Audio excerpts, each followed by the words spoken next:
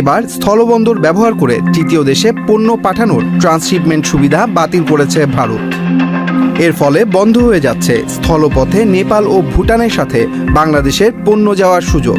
ভারত একটা কঠিন বার্তা দিল ইউনূস সরকারকে। তারা বলতে চাইল যে আমাদের সঙ্গে যদি বাড়াবাড়ি করো তাহলে তোমাদের খবর আছে।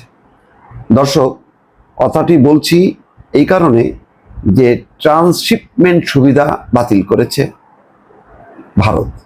আসসালামু আলাইকুম। বাংলাদেশে ট্রান্সশিপমেন্ট বাতিল করলো ভারত। কেনই বা বাতিল করলো এই ট্রান্সশিপমেন্ট? শেখ হাসিনা থাকা অবস্থায় কি বাতিল করতো এই ট্রান্সশিপমেন্ট? এই সময় সাময়িক বিষয়গুলো নিয়ে খুবই গুরুত্বপূর্ণ আলোচনা করেছেন একজন আলোচক। তখন আমরা তার আলোচনাটি শুনে আসি। ভারত একতরফাভাবে ট্রান্সশিপমেন্ট সুবিধা বাতিল করার পর বাণিজ্য মন্ত্রণালয় খুব দ্রুত গতিতে পদক্ষেপ নিয়েছে। মধ্যরাতেই তারা এই ব্যাপারে মিটিং করেছে। সেখানে বাণিজ্য উপদেষ্টা নিজে থেকেছেন এবং সিদ্ধান্ত নিয়েছে। তার আগের খবর হলো যে ভারতের ট্রান্সশিপমেন্ট বাতিল, বেনাপোল বন্দর থেকে ফেরত এলো রপ্তানি পণ্যবাহী 4টি ট্রাক। আচ্ছা, আমরা তার আগে যে সর্বশেষ খবরটা পাওয়া গেল যে ভারত সরকার বাংলাদেশের ট্রান্সশিপমেন্ট বাতিলের পর পোশাক রপ্তানি স্বাভাবিক রাখতে ঢাকা এবং সিলেট বিমানবন্দর ব্যবহার করা হবে বলে জানিয়েছেন বাণিজ্য উপদেষ্টা শেখ বশিরউদ্দিন। বুধবার মধ্যরাতে বাণিজ্য মন্ত্রণালয়ের জরুরি বৈঠক শেষে সাংবাদিকদের তিনি এমনটা জানান। বাণিজ্য উপদেষ্টা শেখ বশিরউদ্দিন সাংবাদিকদের বলেন, নেপাল ও ভুটানে রপ্তানির যে প্রক্রিয়া তাতে এই সিদ্ধান্ত কোনো প্রভাব পড়বে না।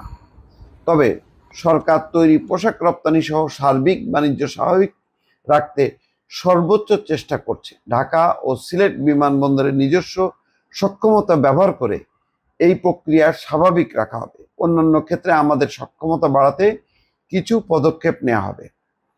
তার মানে স্থলপথ বাদ দিয়ে এখন বিমানে করে আকাশপথে ওই পণ্য পরিবহন হবে। বাণিজ্য উপদেষ্টা আরও জানান, বৃহস্পতিবার এই বিষয়ে একটি আন্তঃমন্ত্রণালয় বৈঠক হবে। সেখানে অন্যান্য মন্ত্রণালয়ের পরামর্শ অনুযায়ী পদক্ষেপ নেওয়া হবে। গতকাল মঙ্গলবার ভারতের ভূখণ্ড ব্যবহার করে বাংলাদেশের পণ্য তৃতীয় দেশে যাওয়ার সুবিধা বাতিল করে প্রতিবেশী দেশটি একতরফাভাবে, যার কারণে মধ্যরাতে দেখেন তার প্রেক্ষিতে আজ বুধবার রাত 9:30টায় বাণিজ্য মন্ত্রণালয়ের জরুরি বৈঠক আহ্বান করা হয়। দেখেন কি অবস্থার মধ্যে, মানে যদি এটা আগে আলোচনা হতো মিউচুয়ালি, তাহলে স্বাভাবিকভাবে দিনের বেলায় ওয়ার্কিং পিরিয়ডে মিটিং করে এটা একটা বিকল্প ব্যবস্থা করতো। কিন্তু এমন একটা বেকায়দায় ফেললো বাংলাদেশকে, রাত্রে 9টার সময় বাণিজ্য মন্ত্রণালয়ে বৈঠক করে এই সিদ্ধান্ত নিতে হলো। তাহলে ভারতের কি এটা বন্ধুসুলভ আচরণ হলো? এদিকে ভারত সরকার ট্রান্সশিপমেন্ট সুবিধা প্রত্যাহারের ফলে 4টি বাংলাদেশি রপ্তানি পণ্য বোঝাই ট্রাক ফেরত এসছে। বুধবার দুপুরে বেনাপোল বন্দর থেকে ট্রাকগুলো ঢাকায় ফেরত আসে। এটা দেখেন বাড়তি ঝামেলা। এই যে আগের থেকে যদি আলাপ আলোচনা করতো তাহলে এই হ্যাসেলটা পড়তে হতো না এই রপ্তানিকারকদের। ট্রান্সশিপমেন্টের মাধ্যমে ভারতের ভূখণ্ড ব্যবহার করে বাংলাদেশের পণ্য তৃতীয় দেশে যাওয়ার জন্য 2020 সালে 29শে জুন একটি আদেশ জারি করেছিল ভারত। এতে বাংলাদেশ থেকে তৃতীয় কোনো দেশে পণ্য রপ্তানিতে ট্রান্সশিপমেন্টের মাধ্যমে ভারতের একটি শুল্ক স্টেশন ব্যবহার করে অন্য কোনো বন্দর বা বিমানবন্দর ব্যবহার করার সুযোগ ছিল। তবে গতকাল মঙ্গলবার এক প্রজ্ঞাপনে সেই আদেশ বাতিল করে এবং ভারতের central board of indirect taxes and customs. অথচ দেখেন জয়সওয়াল যে মুখপাত্র, তিনি বলছেন এর কোনো প্রভাব পড়বে না। প্রভাব পড়ুক আর না পড়ুক সেটা তো বাংলাদেশ বুঝতেছে। প্রভাব না পড়লে যে 4টা ট্রাক বেনাপোল বন্দর থেকে চলে আসলো গভীর রাতে, মানে রাত্রে 9টার সময় বৈঠক করে অনেক রাত পর্যন্ত সেই বৈঠকটা করতে হলো। এই যে বাড়তি একটা চাপ দেওয়া হলো মানসিক, শারীরিক এবং হঠাৎ করে রপ্তানি যেই একটা ধারাবাহিকতা বিঘ্নিত হলো, এটা কি খুব জরুরি ছিল? সেটা বাংলাদেশ পক্ষের সঙ্গে কি আলাপ করা যেত না? ভারত একতরফাভাবে ট্রান্সশিপমেন্ট সুবিধা বাতিল করার পর বাণিজ্য মন্ত্রণালয় খুব দ্রুত গতিতে পদক্ষেপ নিয়েছে। মধ্যরাতেই তারা এই ব্যাপারে মিটিং করেছে। সেখানে বাণিজ্য উপদেষ্টা নিজে থেকেছেন এবং সিদ্ধান্ত নিয়েছে। তার আগের খবর হলো যে ভারতের ট্রান্সশিপমেন্ট বাতিল, বেনাপোল বন্দর থেকে ফেরত এলো রপ্তানি পণ্যবাহী 4টি ট্রাক।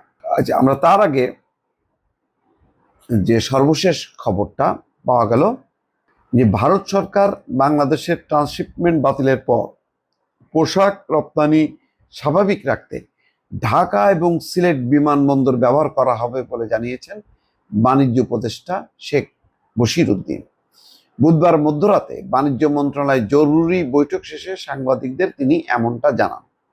বাণিজ্য উপদেষ্টা শেখ বশিরউদ্দিন সাংবাদিকদের বলেন, নেপাল ও ভুটানে রপ্তানির যে প্রক্রিয়া তাতে এই সিদ্ধান্ত কোনো প্রভাব পড়বে না। তবে সরকার তৈরি পোশাক রপ্তানি সহ সার্বিক বাণিজ্য স্বাভাবিক রাখতে সর্বোচ্চ চেষ্টা করছে। ঢাকা ও সিলেট বিমানবন্দরের নিজস্ব সক্ষমতা ব্যবহার করে এই প্রক্রিয়া স্বাভাবিক রাখা হবে। অন্যান্য ক্ষেত্রে আমাদের সক্ষমতা বাড়াতে কিছু পদক্ষেপ নেওয়া হবে। তার মানে স্থলপথ বাদ দিয়ে এখন বিমানে করে আকাশপথে ওই পণ্য পরিবহন হবে। বাণিজ্য উপদেষ্টা আরও জানান, বৃহস্পতিবার এই বিষয়ে একটি আন্তঃমন্ত্রণালয় বৈঠক হবে, সেখানে অন্যান্য মন্ত্রণালয়ের পরামর্শ অনুযায়ী পদক্ষেপ নেওয়া হবে। গতকাল মঙ্গলবার ভারতের ভূখণ্ড ব্যবহার করে বাংলাদেশের পণ্য তৃতীয় দেশে যাওয়ার সুবিধা বাতিল করে প্রতিবেশী দেশটি একতরফাভাবে, যার কারণে মধ্যরাতে দেখেন তার প্রেক্ষিতে আজ বুধবার রাত 9:30টায় বাণিজ্য মন্ত্রণালয়ের জরুরি বৈঠক আহ্বান করা হয়। দেখেন কি অবস্থার মধ্যে, মানে যদি এটা আগে আলোচনা হতো মিউচুয়ালি, তাহলে স্বাভাবিকভাবে দিনের বেলায় ওয়ার্কিং পিরিয়ডে মিটিং করে এটা একটা বিকল্প ব্যবস্থা করতো।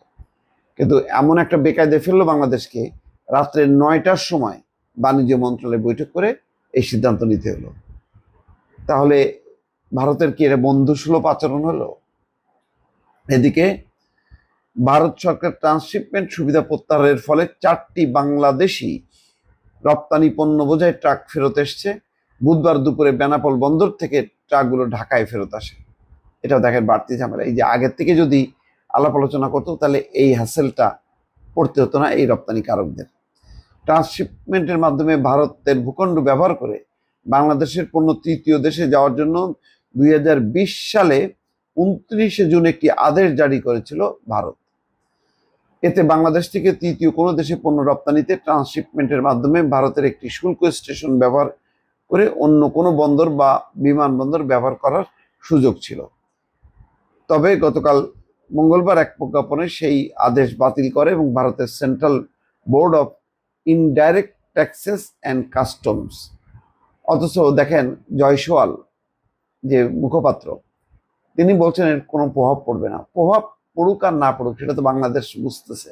প্রভাব না পড়লে যে 4টা ট্রাক বেনাপোল বন্দর থেকে চলে আসলো গভীর রাতে, মানে রাত্রে 9টার সময় বৈঠক করে অনেক রাত পর্যন্ত সেই বৈঠকটা করতে হলো।